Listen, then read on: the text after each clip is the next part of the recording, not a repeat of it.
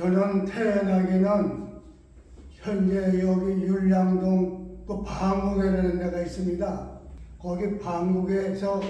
동쪽으로 들어가면은 새집매라는 데가 있는데 거기서 태어나가지고 크다가 그러니까 내가 한 12살경에 먹고 사는 것에 너무 어렵고 그래서 아버지하고 엄마하고 형님 한 분 이렇게 지금으로 말하면 세종시 부강 충청북도 부강으로 이사를 가서 살게 됐는데 그 무렵에는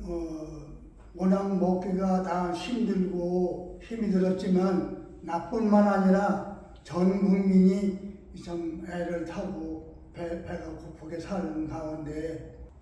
제가 그때 그 무렵에 학교는 대전 철도 중고등학교를 다니다가 해방 된 그 후에 군대 그 부강 시내에 군인들 복장을 하고 나무떼기 총을 밀고서 훈련하는 걸 볼 적에 엄청 이게 부러웠다고 그때. 그래서 그거를 보면서 학교를 쭉 다니다가 나중에 지원을 할 수 있는 제도가 있어서 내가 그때 20살 때인가 19살 때인가 경비대로다가 입대를 했어요. 경비 입대는 어디로 갔느냐 하면은 부평에 거기 제1연대 제1중대 훈련소가 있어서 거기에 입대를 하고 보니까 사람이 한 50명 정도인가 그렇게 입대를 해가지고 훈련을 받는데 매일 아침에 일찍 일어나서 구보하고 그것도 총 미고 가가지고서 훈련하고 교육받고 이렇게 생활을 하다가 6.25가 터졌다는 이런 얘기가 있었을 때는 내가 훈련을 다 마치고 1사단 11년대 본부중대로다 가서 발령을 받았어요. 그래 거기서 지내는 가운데 6.25 전쟁이 그때 벌어졌을 때는 일요일날 아침 4시 반경에 비상에 걸려가지고 전부 완전 무장해가지고서 연병장을 모여라 할 적에 비가 주룩주룩 내렸습니다. 연병장에 가니까 사단장이 탁자 위에 올라가가지고서 지금 인명군이 오늘 4시 반경에 해성을 점령해가지고 지금 밀고 나오는 이런 전쟁이 벌어졌는데 화물열차, 고배차를 준비해놨으니까 전부 11년대 병력은 그 차를 타고 전방으로 가야 된다. 그래서 그걸 타고서 그 전방에 가는 도중에 포소리가 나면은 이 어디서 오는 포마하면 저쪽 북쪽에서 부부붕 이렇게 소리가 나는데 쌩 하고 날아가면 지나가는 거고 폭 하면 옆에 떨어졌는데 다행히 떨어진 포가 터지질 않고 어떻게 해서 거기서는 잘 지냈는데 거기서 하루 종일 지내고서 연대장이 그때 인민군이 계속 남침을 해가지고 우리가 방어할 능력이 모자라서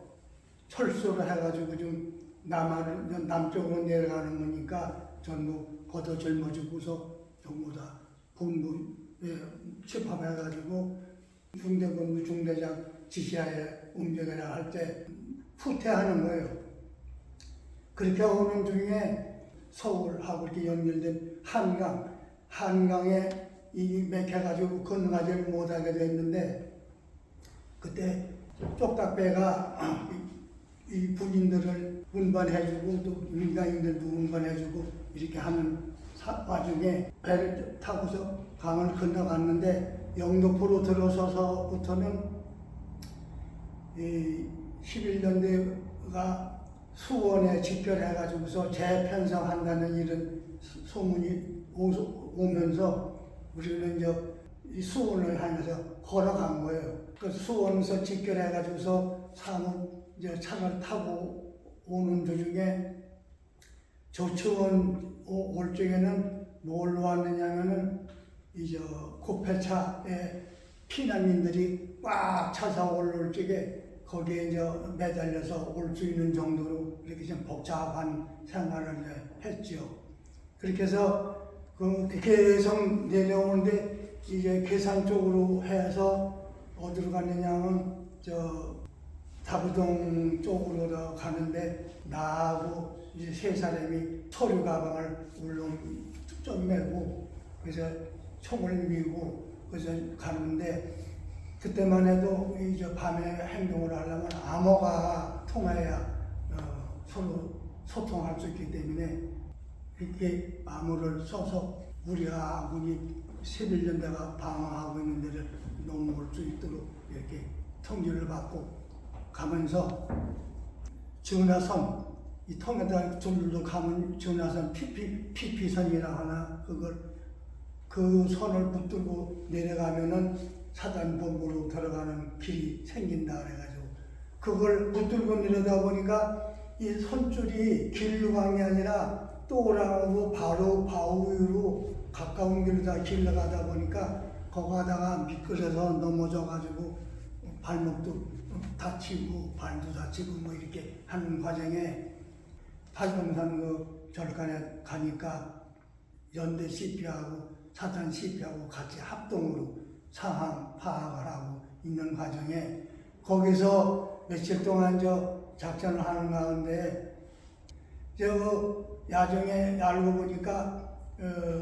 메가더 장군이 인천 상륙작전을 시도해가지고 그거를 하게 되면은 인민군이 개성 내려오는 것을 인천에서 끊어가지고 보급을 못하고 병력이 못 내려오게 할 수 있도록 이렇게 작전 계획을 세우는이라는 얘기를 군인들이 다 알 수 있도록 그렇게 소문을 내서 나중에 이제 북진한다 해가지고 올라오는데 물이 있어가지고 이 인민군 병력이 그 낙동강 강변에 쭉 주둔해가지고 공격을 하려고 할 적에 그 첫날 B29가 전방을 향해서 한강 이북에 내려오는 병력을 전부 절멸시킬 수 있도록 비행기가 떴다 뭐 이런 얘기가 있었는데 이 낙동강 그 강변에 병력이 많이 움집해 있는 걸 보고 그것이 한강으로 착각을 해가지고 거기를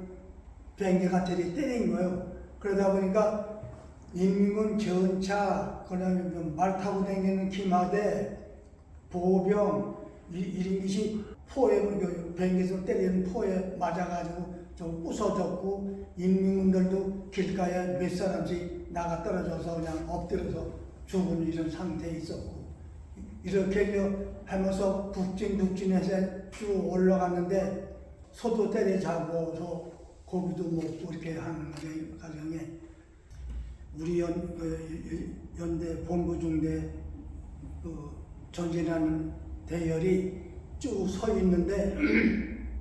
그 벌판에 보면은 옥수수대를 이렇게 세워놨어요. 근데 누가 얘기했는지 모르지만 저기 누가 인민군 같은 사람이 저 옥수수대 속으로 들어갔다 이런 얘기를 듣고 교육계 보는 사람하고 나하고 둘이 총을 들고서 옥수수대 있는 데를 갔는데 쭉 이렇게 그럼 엎드려서 가서 그게 인민군인가 아닌가 아군인가 하여튼 확인해보자. 인민군이라고 한 사람이 거기서 하나가 쭈그리고 엎드려 있는 게요. 그 보니까 말을 못해. 어디서 맞았는지 총알이 이 볼테기를 뚫어가지고 볼테기가 나가는데 새바닥을 끊고 나가가지고 말을 못하고 써요. 나는 인민군 장교라고만 쓰더라고. 그래서 그러면 이게 포로로다가 잡아야 되겠다. 그래서 그 포로로 잡아가지고서 끌고 와서 중대장한테 얘기를 해가지고 중대장이 연대에 와서 사단을 해가지고 후송을 시켰어요. 그래가지고 전진해 나가는 과정에 평양을 입성할 무렵에 우리 국민들이 태극기를 들고 와서 흔들면서 만세를 부르고 이렇게 맞이하는 거 환영 인사를 하는 이런 상태를 이제 보고 우리가 이제 민간인 집에다가 이제 사무실을 이제 정해놓고 이제 전담 사항을 파악을 하는데 그때 그 전방에 인민군이 아니라 중공군이 개입을 해가지고 중공군이 나팔 불고 깽매기 치고 북치고 이렇게 하고서 내려오는 이제 상황이 벌어졌어요. 그것이 뭐냐 하면은 깽매기 치고 할 때는 뭐하고 북칠 때는 어떻게 하라는 말하자면 포위 작전을 하는 우리를 포위 작전하기 위해서 중공군이 그만큼 그 나팔 기구를 이용해가지고서 신호를 보내는 거다. 어떻게 우리가 그러면 여기서 좀 전진은 더 못하고 이제 또 철수를 해야 된다 하는 걸로 해가지고 철수를 하게 되는데 그때 미군 그 포병대들을 뒤따라 오면서 우리 상황을 보고 우리가 후퇴를 하면서 내려오는 것을 보면서 전쟁이 38선까지 오는 과정이 끝났죠. 제대로. 그렇게 해서 38선을 경계를 해가지고 오늘까지 38선이 이렇게 유지하고 있는데 지금까지도 우리가 생각을 해보면은 우리가 그 국가관에 대해서 많이 말들은 좋게 나오지만 제대로 지금 이 나라를 사랑하기 위한 국가관이 얼마만큼 투철하냐 안 투철하냐 하는 것은 각자가 다 알고 계시겠지만 안보정책이고 경제고 문화고 교육이고 다 이런 것을 좀 과감하게 조금씩 양보하고 얻어주는 것도 얻어서 좀 평화스럽게 해나갈 수 있는 기회가 왔지 않겠느냐. 그래서 이런 모든 것이 다 이제 시간이 해결할 문제고 우리 국민들이 국가관을 철저히 지켜서 여기를 뒷받침할 수 있는 여건이 돼야 되겠다. 그래서 나는 지금 이제 오늘까지 살아나온 가운데 그동안에는 이제 제대해가지고 나와서 1919년도 달에 여기 6.25 도지부 사무처장으로 들어와가지고 우리가 이제 공법단체로 나가서 승격을 하면서 이번에 청주시 지회장 박성규 씨가 이제 지회장을 맡게 되면서 내가 거기 운영위원으로 한 사람으로 이제 발탁이 됐는데 앞으로 이 박성규 지회장이 활동하는데 밑거림이 될 수 있도록 최선을 다하려고 생각하고 있는 경우입니다. 이상입니다.